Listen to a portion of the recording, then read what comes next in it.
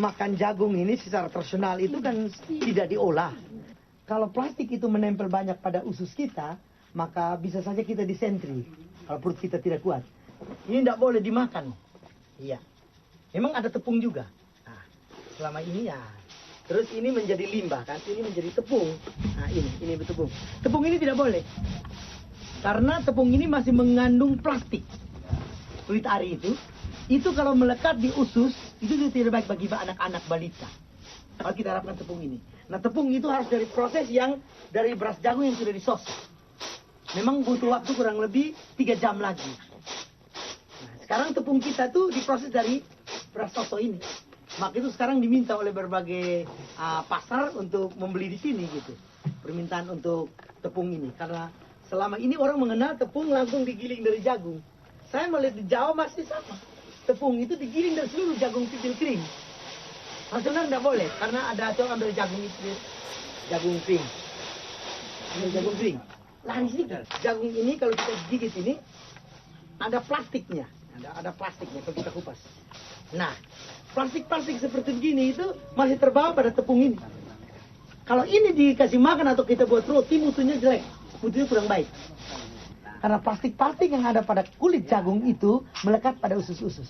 Sehingga jagung yang diolah oleh usus itu tidak diteruskan ke darah. Nah ini satu saat kita makan jagung hanya kenyang. Tetapi kita mengalami kurang gizi jangka panjang. Itu yang pertama. Kedua, jagung harus diolah. Untuk mengolah jagung ini menjadi barang yang baik, menjadi energi pada tubuh itu sulit. Maka jagung harus diolah menjadi sesuatu yang lebih mudah diproses oleh usus menjadi kalori atau menjadi energi pada tubuh. Selanjutnya kita tidak punya kekuatan untuk bekerja. Pengecilan, penghancuran, dan penepungan.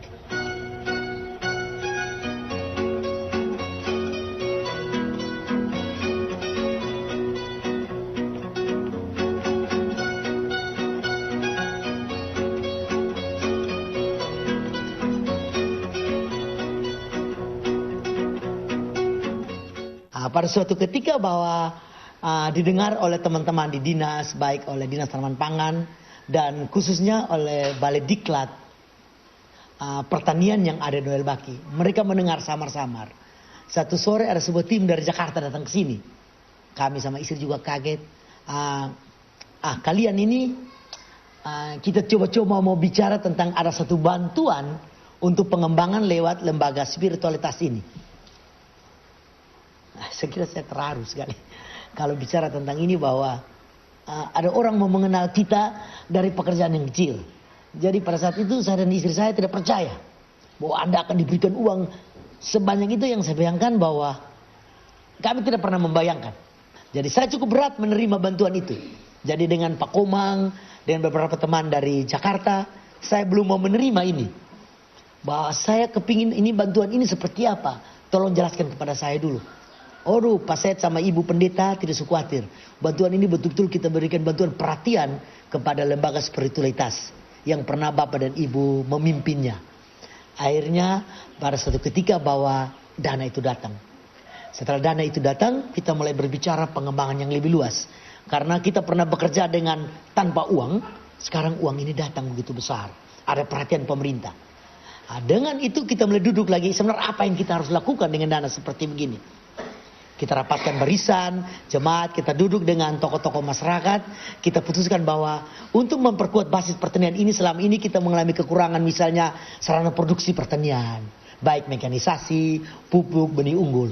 Akhirnya kita bikin perencanaan kecil itu dan uang itu kita pergunakan untuk pekerjaan-pekerjaan seperti itu.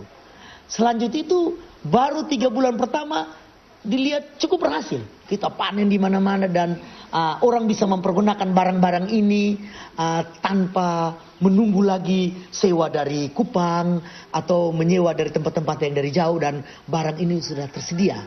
Dan itu juga saya membaca nafas A.T. Moser dengan baik.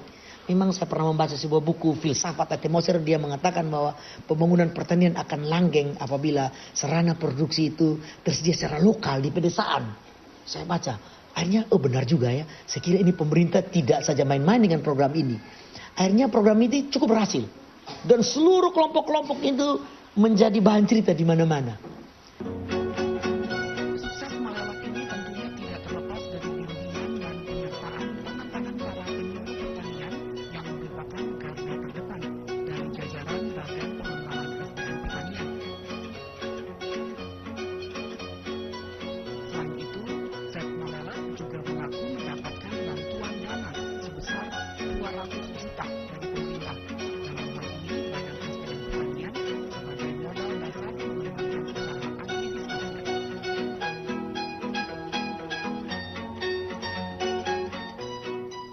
Kita mendengar itu tahun 2006.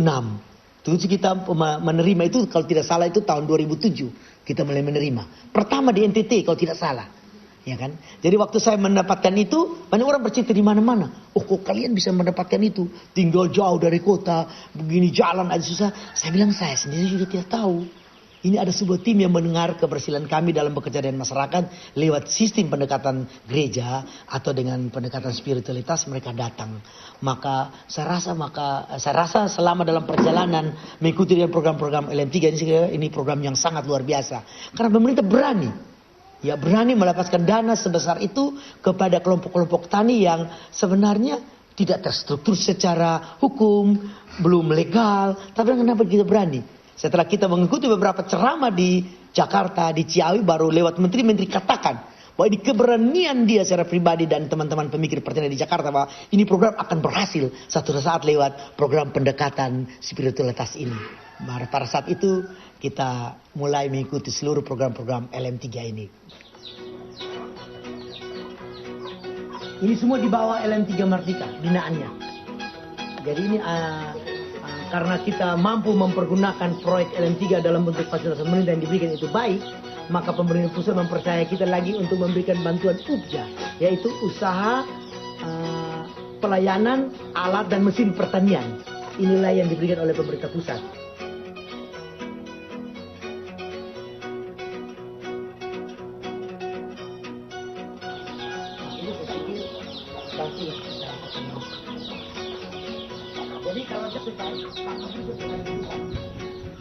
Mereka juga memberikan bimbingan manajemen keuangan, manajemen agribisnis, dan beberapa teknologi budidaya jagung, budidaya kacang hijau, pasca panen dari berbagai teman. Dan itu difokuskan kegiatan-kegiatan pelatihan itu di Balai Diklat maupun ada kunjungan-kunjungan ke tempat-tempat yang berhasil di Indonesia. Maksudnya kita pernah dikirim ke Denpasar, ke Tabanan untuk melihat bagaimana cara petani Bali memanage lahannya. Dalam perjalanan waktu, Seth Malelak tidak berhenti dengan sukses menanam jagungnya. Dia pun berusaha mengembangkan usahanya menjadi usaha yang disebut dengan zero wasting.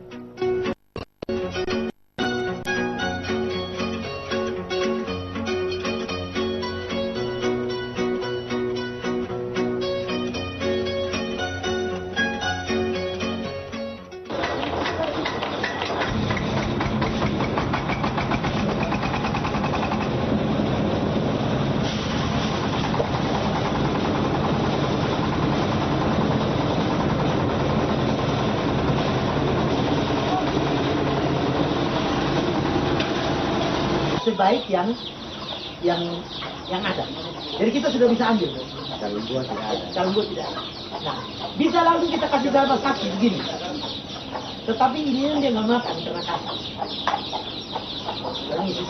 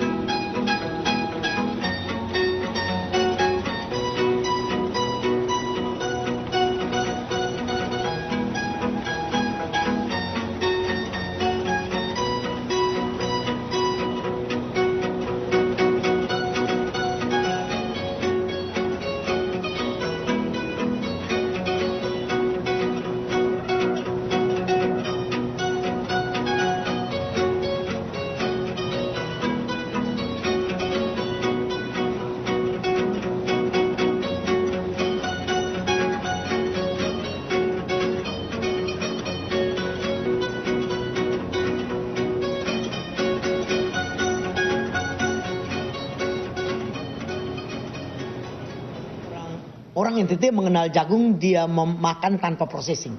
Baik jagung muda tanpa processing maupun dia makan jagung kering itu langsung saja dia makan gelondongan itu, pipilan itu yang kita mengenal sebagai jagung ketemak.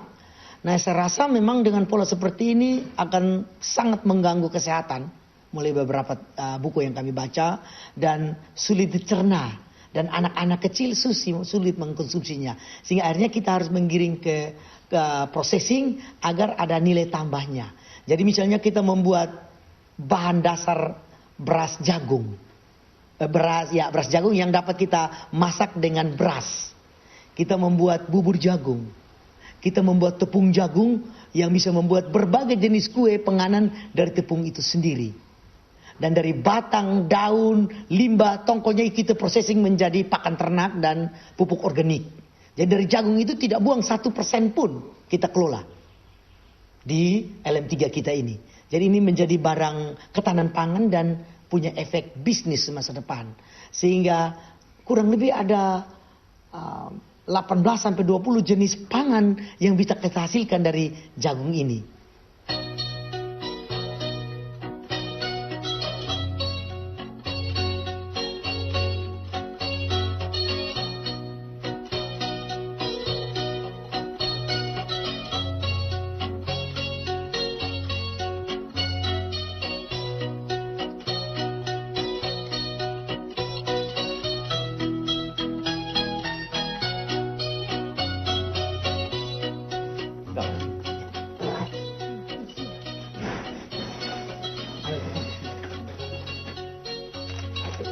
Oh lain.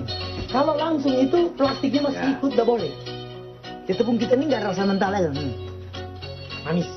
Kalau langsung digiling dari jagung Pak, tanpa disosok, pahit. Boleh Pak, silakan. Ya seperti jenang-jenang itu yang di ya. Ini kan sebentar Mas kita lihat. Sudah ambil jagung?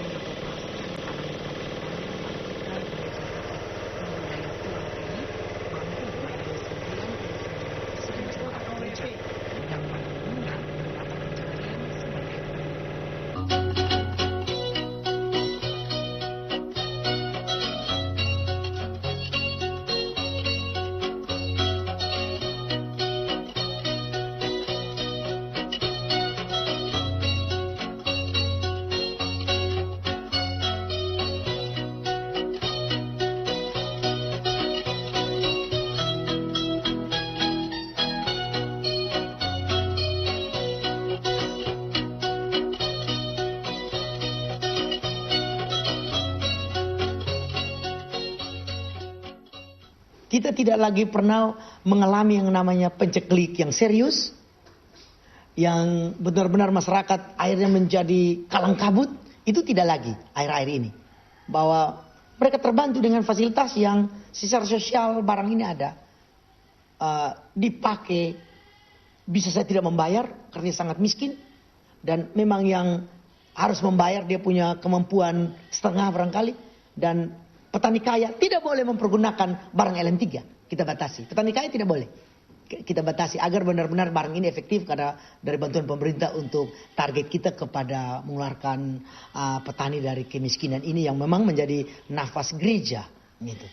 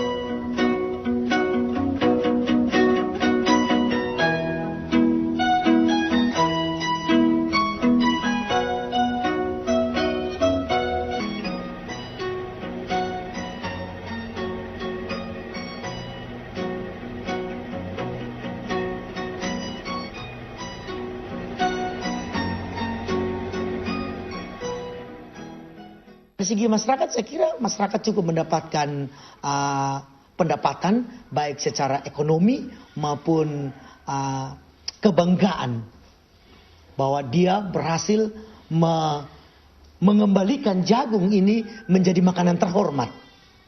Jadi kelompok-kelompok kami di sini begitu bicara tentang LM3UL, orang, ya ini jagung terbaik, pengolahan jagung terbaik. Jadi bukan saja mendapatkan slogan punya pendapatan yang baik, tapi juga mendapatkan pujian-pujian tertentu. Saya kira ini sesuatu yang luar biasa.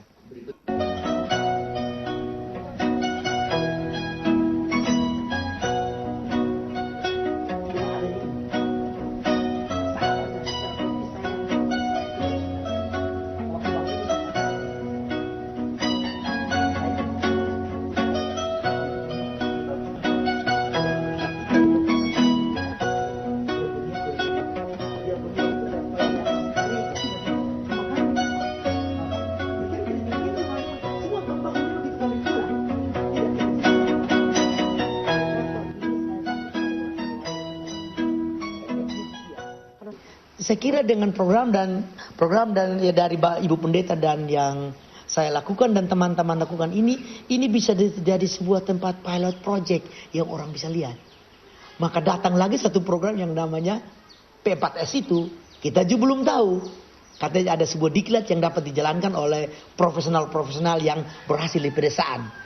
Datang lagi segembok keuangan, segembok dana. Bapak bisa bangun aula, bisa beli fasilitas apa yang Bapak mau, terserah. Saya juga, wah kok gampang seperti begini? Saya bilang iya. Dari pusat itu katakan kalau ada orang yang punya semangat, ada gereja yang punya semangat, ada spirit yang semangat, negara tidak segan-segan memberikan bantuan.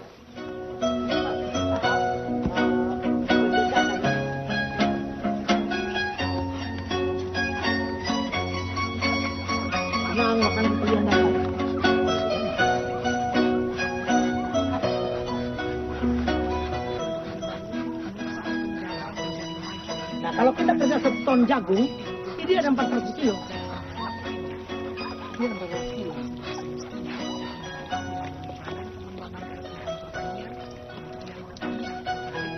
Jadi kalau kita kerja jagung pasti dapat jumlahnya.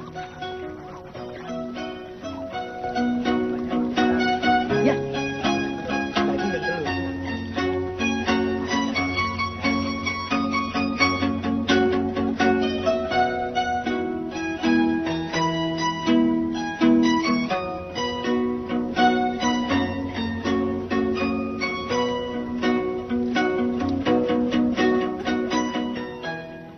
Kesan saya bahwa pemerintah sangat bijak dan berani untuk mau memberikan dana dan perhatian kepada lembaga-lembaga non-pemerintah untuk mengelola dana yang sama dengan didapat oleh pemerintah. Itu sekira kebanggaan. Kebanggaan yang ya patut saya memberikan apresiasi kepada pemerintah dan terima kasih khususnya kepada Departemen Pertanian. Yang kedua, kepada teman-teman bahwa melihat bantuan itu sebagai kekuatan, bukan sebagai hadiah cuma-cuma yang hanya dipakai untuk keluyuran, dipakai untuk hal-hal yang tidak penting, yang memang kami melihat di mana-mana, studi banding dia menjadi barang pribadi. Ini memang tidak boleh. Kami melihat itu ada di mana-mana. Jadi saya himbau kepada teman-teman bahwa sebaiknya tidak melakukan seperti itu.